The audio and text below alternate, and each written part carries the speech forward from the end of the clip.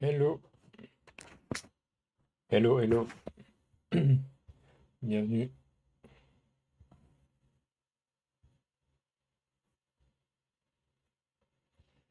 dans le chat tech.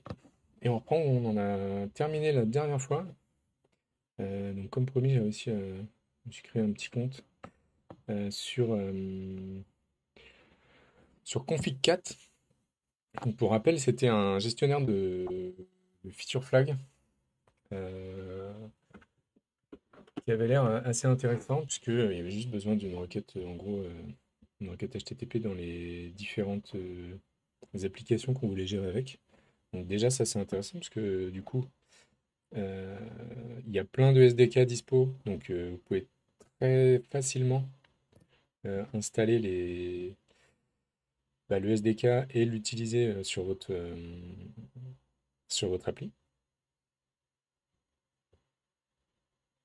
En plus là, ils font même un exemple avec le feature flag qui est choisi en haut.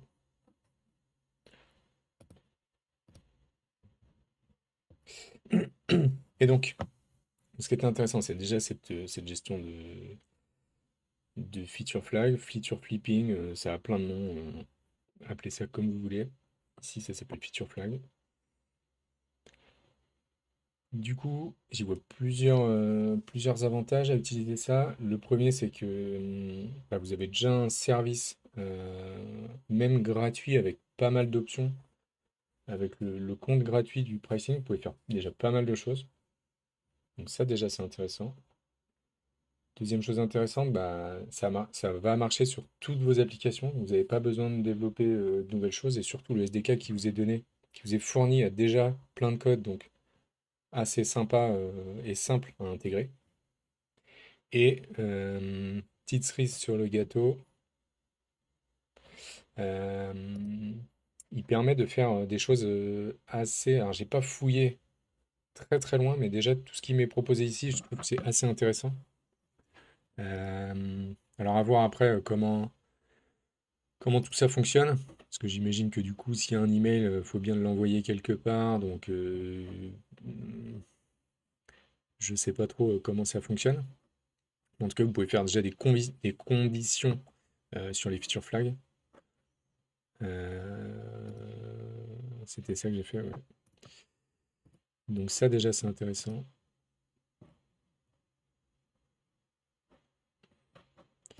Alors, c'est pas le deuxième que je trouve intéressant, c'était ça. Vous pouvez simplement dire que votre feature, vous l'activez pour 10, 20, 30% de vos users.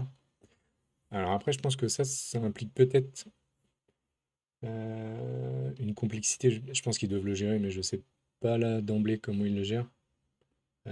Par exemple, si vous avez trois applications qui sont liées à un feature, enfin qui ont un feature flag en commun, et que là, ici, vous mettez que vous voulez qu'il y ait 20% des utilisateurs qui est ce feature flag, comment il va se comporter sur les trois assets pour dire, ok, là, je suis sur un user auquel j'ai autorisé le feature flag, donc je m'attends à ce qu'il soit on sur les trois applications, à voir comment il s'en sort, mais j'imagine que si moi j'y pense, ils ont dû y penser.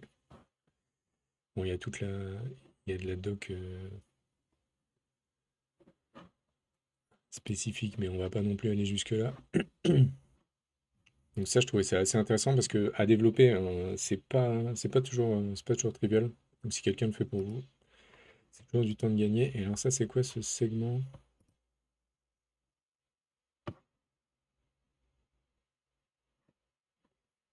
Ok, is one of. Ok. Ok, donc là, c'est vous qui avez déjà segmenté dans votre application, par exemple, des users custom. Ouais, donc là, j'imagine que via custom, vous pouvez faire un tas de choses. En tout cas, je connaissais pas du tout ce produit. J'avais même pas vraiment idée que ça puisse exister. Mais, mais du coup, je trouve ça assez intéressant. Je trouve ça même super intéressant. Et du coup, vous pouvez même piloter plusieurs produits avec les feature flags. Vous pouvez avoir plusieurs environnements. Ça peut être sympa. Enfin, ça peut être sympa. C'est, je pense, même obligatoire si vous voulez tester des features en hors prod. Rien que ça risque d'être nécessaire.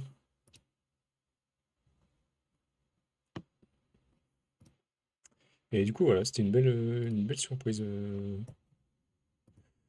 cette petite découverte l'autre jour, tout en fouillant du Svelte.